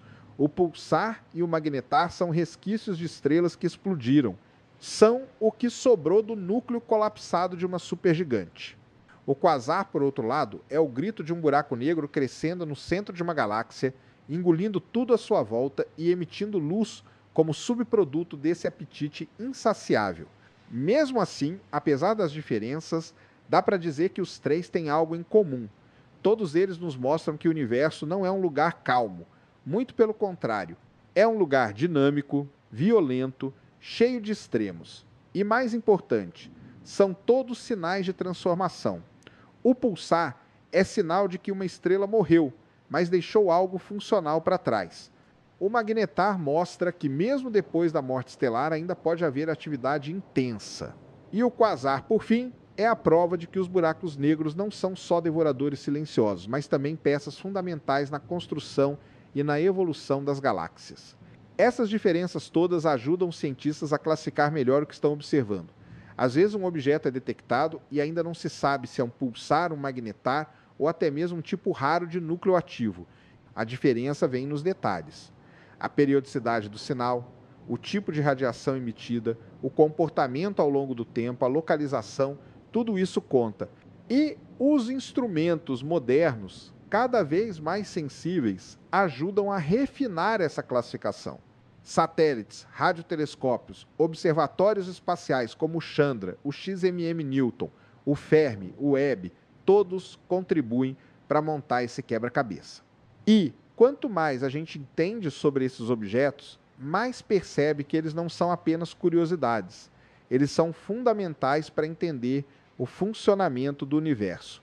São como peças de um motor gigantesco que move as engrenagens do cosmos.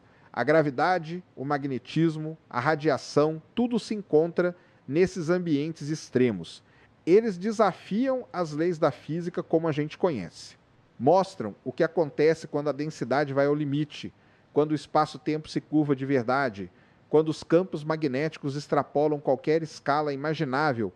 Estudar essas diferenças é como estudar os ingredientes mais potentes do universo e talvez até entender melhor o nosso lugar no meio disso tudo. O universo é um laboratório natural gigantesco. E quando a gente fala dos objetos mais extremos que existem nele, como pulsares, magnetares e quasares, a gente não está só descrevendo fenômenos exóticos.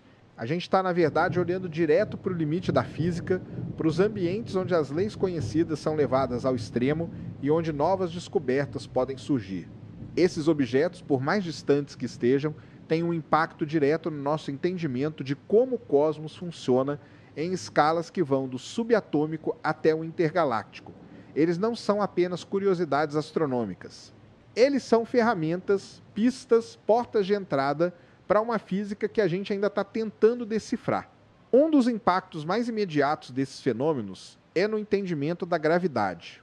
A teoria da relatividade geral de Einstein descreve como a gravidade funciona em grandes escalas, como o espaço se curva na presença de massa, como o tempo se dilata quando a gravidade é intensa. Mas testar essas ideias aqui na Terra é praticamente impossível, porque as forças gravitacionais que a gente lida no dia a dia são muito fracas.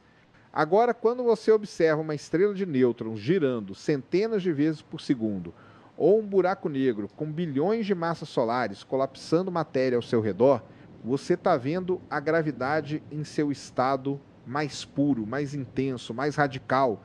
Esses objetos são ambientes ideais para verificar se a relatividade realmente dá conta de tudo, ou se existem desvios, brechas, pistas de uma nova física escondida ali. Os pulsares, por exemplo, têm sido usados como relógios cósmicos ultra precisos para medir efeitos relativísticos em sistemas binários. Quando dois pulsares orbitam um ao outro, a órbita deles decai levemente ao longo do tempo por conta da emissão de ondas gravitacionais. Isso foi observado com tanta precisão que serviu para confirmar de forma indireta a existência dessas ondas muito antes do LIGO captá-las diretamente. Ou seja, o simples ato de observar esses objetos e medir a passagem do tempo entre os pulsos ajuda a testar a própria estrutura do espaço-tempo. É como se o universo estivesse dando um feedback constante sobre como ele funciona. Já os magnetares, com seus campos magnéticos absurdos e suas explosões de altíssima energia, são uma porta de entrada para o estudo da matéria em estados que a gente nunca conseguiria reproduzir em laboratório. Quando o campo magnético de um magnetar entra em colapso e libera uma rajada de raios gama, ele está modificando o comportamento das partículas ao redor, distorcendo o vácuo, criando pares de partículas e antipartículas a partir de pura energia. Isso tudo está previsto pela física quântica. Mas ver acontecendo num objeto real é outra história. É como ter um acelerador de partículas natural, funcionando 24 horas por dia, só que em uma escala colossal. E mais, esses eventos ajudam a entender o comportamento da luz em campos magnéticos extremos. Fenômenos como a birefringência do vácuo, por exemplo, em que o vácuo se comporta como um cristal óptico e separa a luz em diferentes polarizações, são quase impossíveis de detectar aqui na Terra, mas em torno de um magnetar, essas condições surgem naturalmente. Então, quando a gente mede a polarização da luz emitida por um desses objetos, a gente está, na prática, observando efeitos quânticos no vácuo do espaço. Isso é ciência de fronteira. É o tipo de dado que pode apontar para limites da teoria atual ou até indicar novos caminhos, novas partículas, novas forças. E aí vem o quasar, que muda o foco completamente. Porque com ele a gente está olhando para o universo em grande escala, para a estrutura cósmica, para a formação das primeiras galáxias, para o crescimento dos buracos negros. Os quasares estão entre os objetos mais distantes que a gente consegue observar. E isso quer dizer que eles funcionam como lanternas acesas no universo primordial. Quando a luz de um quasar chega até nós, ela carrega informações de tudo que atravessou no caminho: nuvens de gás, matéria escura, galáxias em formação, campos magnéticos intergalácticos. Então, cada espectro de quasar é uma cápsula do tempo, um registro da história do universo em várias camadas. Além disso, os quasares servem como pontos de referência fixos no céu. Eles não estão se movendo de forma perceptível, então são ideais para definir escalas de distância, posicionamento e até a própria geometria do universo. Eles ajudam a calibrar modelos de expansão cósmica, estimar a constante de Hubble, analisar a aceleração do universo. E quando a gente observa centenas ou milhares de quasares espalhados pelo céu, dá para mapear a distribuição da matéria em larga escala, identificar filamentos de galáxias, vazios cósmicos, padrões que ajudam a entender como o universo saiu de um plasma homogêneo para essa teia cósmica complexa que a gente vê hoje. E não é só isso. Os jatos emitidos por quasares, que se estendem por centenas de milhares de anos-luz, têm impacto direto na evolução das galáxias ao redor. Eles injetam energia no meio interestelar, impedem a formação de novas estrelas, espalham elementos pesados, criam bolhas de plasma que afetam o equilíbrio térmico de aglomerados inteiros. Ou seja, a presença de um quasar ativo num aglomerado de galáxias pode modificar completamente o ambiente. E isso afeta como as galáxias crescem, como as estrelas nascem, como os planetas se formam. No fim das contas, os quasares moldam o universo visível. Eles não são só fontes de luz, são agentes de transformação. Um outro ponto importante é o papel desses objetos no estudo da matéria escura e da energia escura. Quando a luz de um quasar passa perto de um aglomerado de galáxias massivo, ela sofre o efeito de lente gravitacional, ou seja, é desviada e distorcida pela gravidade do aglomerado. Isso permite observar o quasar múltiplas vezes, como se ele tivesse várias imagens refletidas no céu. Analisando essas distorções, os cientistas conseguem mapear a distribuição de massa invisível no aglomerado, ou seja, a matéria escura. E com muitos desses eventos acontecendo, dá para estudar a influência da energia escura na aceleração da expansão do universo. Tudo isso usando a luz de um quasar que saiu de lá bilhões de anos atrás. Agora, voltando aos pulsares, eles também têm aplicações práticas aqui mais perto de casa. Por exemplo, existe um projeto chamado Pulsar Timing Array, que usa uma rede de pulsares espalhados pelo céu como se fossem uma espécie de detector de ondas gravitacionais de baixíssima frequência.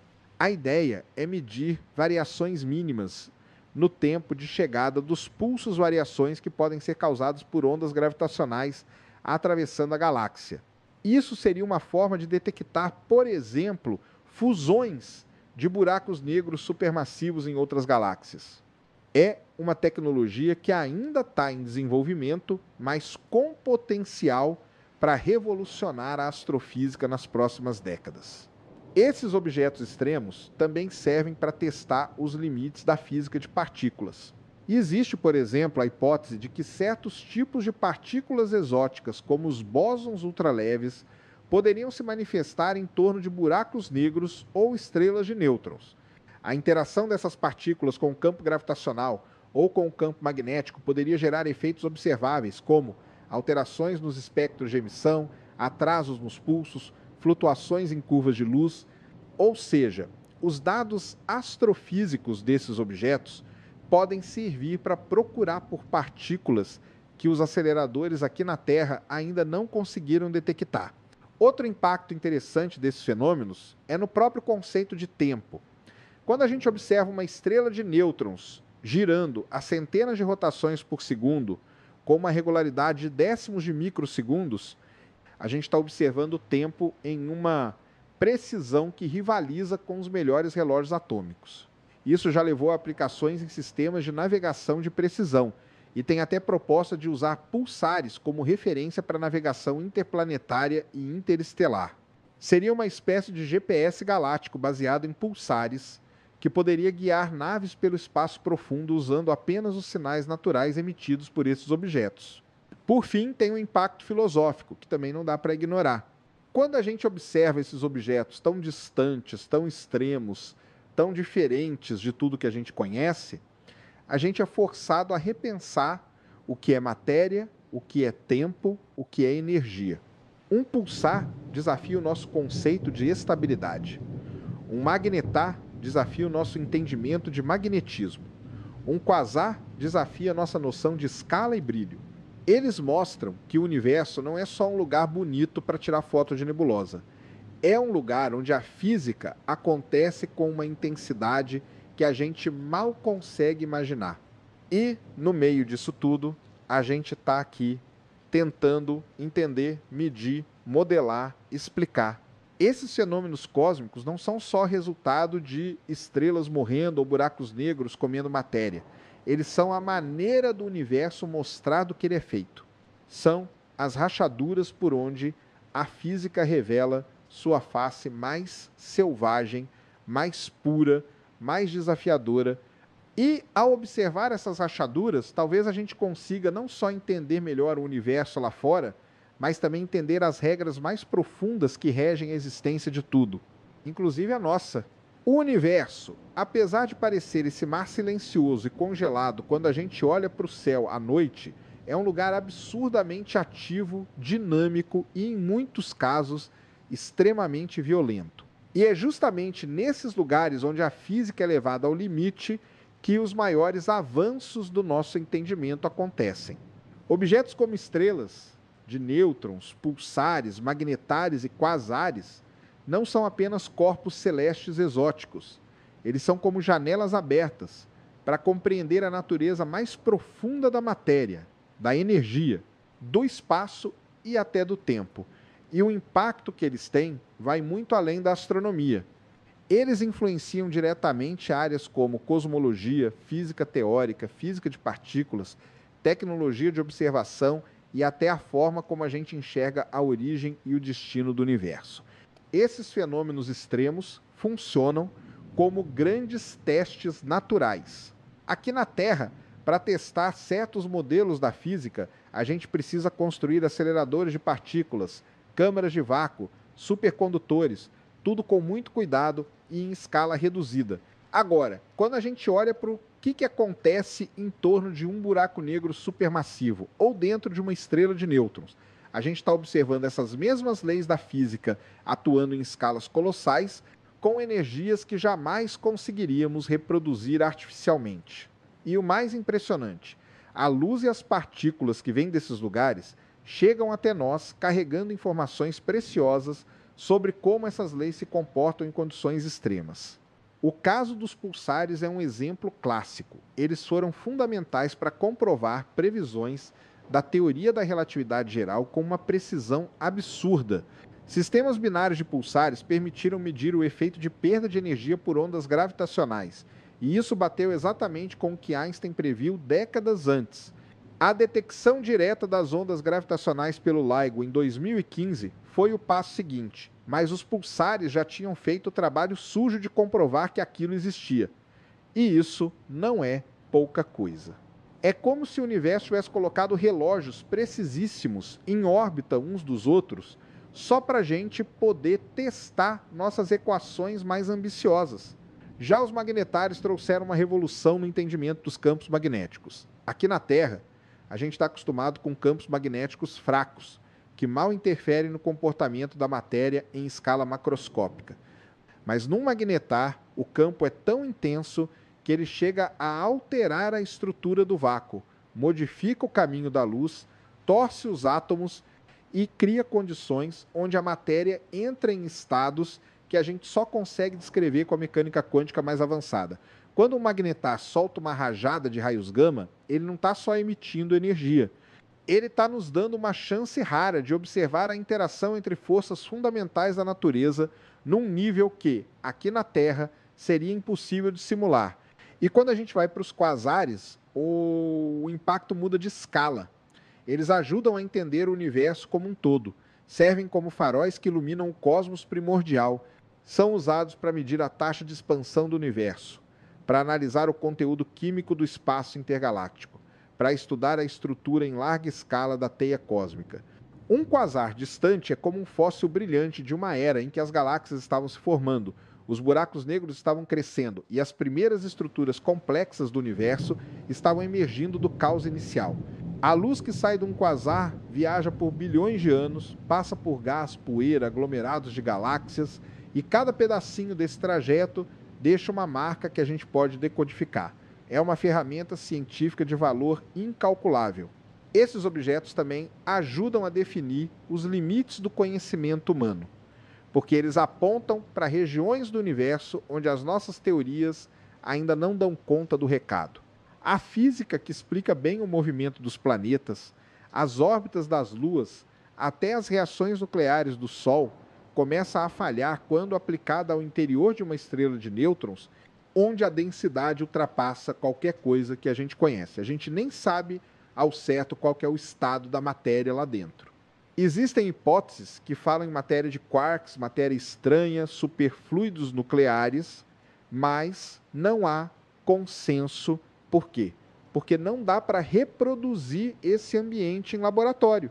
Então, o único jeito de saber é observando os sinais que vêm dessas estrelas e comparando com os modelos. É o universo nos ensinando através do exemplo. Outro ponto importante é como esses fenômenos ajudam a construir pontes entre áreas diferentes da ciência. Por exemplo, o estudo das ondas gravitacionais emitidas por sistemas binários de estrelas de nêutrons envolve relatividade geral, astrofísica, processamento de sinais, estatística avançada e até ciência de dados. Já a análise da luz polarizada vinda de magnetários ou quasares exige conhecimento em eletromagnetismo, física de partículas, espectroscopia e óptica quântica. É uma ciência altamente interdisciplinar. Nenhum desses fenômenos pode ser compreendido olhando só por uma lente. Eles obrigam os cientistas a colaborar, a cruzar dados, a rever métodos, a atualizar modelos constantemente. E se a gente pensar em como isso tudo impacta a tecnologia, aí o buraco fica ainda mais fundo. Os instrumentos criados para observar esses objetos, radiotelescópios, detectores de raio-x, espectrômetros de alta resolução, interferômetros de ondas gravitacionais, acabam sendo utilizados em outras áreas. O desenvolvimento dessas tecnologias gera avanços em sensores, algoritmos, materiais, sistemas de resfriamento, comunicação óptica. Muitas vezes, o que começou como um projeto para capturar um sinal vindo de um pulsar, acaba servindo para melhorar um detector de câncer, um sistema de radar, uma tecnologia de imagem médica. É o velho ciclo da ciência pura virando ciência aplicada. E tem também o lado mais filosófico, mais humano, que talvez seja o mais impactante de todos. Observar esses objetos extremos, entender que eles estão a milhares ou bilhões de anos-luz de distância e, mesmo assim, influenciam o que acontece aqui, na Terra, muda completamente a forma como a gente vê nosso lugar no universo. Um feixe de radiação que saiu de um quasar quando a Terra nem existia ainda chega até nós e entra no sensor de um telescópio. Um magnetar libera uma explosão tão forte que altera nossa ionosfera. Um pulsar gira tão perfeitamente que pode servir como relógio para naves que um dia vão sair do sistema solar. Isso tudo mostra que o universo está conectado de maneiras que a gente ainda está tentando entender. Esses fenômenos extremos também inspiram novas teorias. A ideia de matéria escura, por exemplo, surgiu em parte da observação do comportamento de galáxias e aglomerados, onde objetos como quasares ajudaram a mapear a massa invisível. A energia escura, que compõe mais de 70% do conteúdo do universo, também foi proposta com base na análise de supernovas e outros objetos distantes. E a busca por uma teoria quântica da gravidade que unifique a relatividade geral com a mecânica quântica passa necessariamente pela observação de ambientes como os de magnetares, onde ambas as forças atuam de forma brutal. Esses corpos cósmicos são, na prática, laboratórios vivos para testar essas novas ideias. Quando os cientistas olham para esses dados, eles estão tentando responder perguntas gigantescas. Qual é a origem do tempo? O que acontece dentro de um buraco negro? O espaço é mesmo contínuo ou tem uma estrutura granular? A gravidade é uma força ou uma consequência de algo mais profundo? São perguntas que parecem filosóficas, mas que têm raízes nos dados observacionais. E esses dados vêm, muitas vezes, justamente dos objetos mais distantes e mais extremos que existem. É como se o universo colocasse seus maiores segredos bem no limite, onde é mais difícil de alcançar. E esses fenômenos extremos são os rastros deixados por esses segredos. Cada pulso de um pulsar, cada flare de um magnetar, cada raio de luz de um quasar carrega um pouco da resposta. Cabe a gente juntar essas peças, olhar para os detalhes, refinar os instrumentos, ajustar os modelos, porque é ali, no limite da observação, que a ciência cresce. É ali que a gente deixa de repetir o que já sabe e começa a descobrir o que nunca foi dito. E, por mais que a gente já tenha avançado muito, e avançou mesmo, ainda tem um oceano inteiro de coisas que a gente não sabe. A física do interior das estrelas de nêutrons, os mecanismos que alimentam os quasares mais antigos, o real papel dos campos magnéticos cósmicos, a origem dos elementos mais pesados do universo, a natureza das partículas que formam o vácuo quântico. Tudo isso ainda está em aberto. E enquanto isso, o universo continua fazendo o trabalho dele, girando, explodindo, colapsando, brilhando, mandando sinais, esperando que alguém aqui embaixo olhe para cima, mire o telescópio e comece a entender. No fim das contas, o universo não é silêncio, é movimento, colisão, nascimento e morte em escalas inimagináveis. De pulsares a quasares, cada fenômeno revela um pedaço do enigma cósmico. E a gente, pequeno mas curioso, segue olhando para o céu, tentando entender esse espetáculo que nunca para de acontecer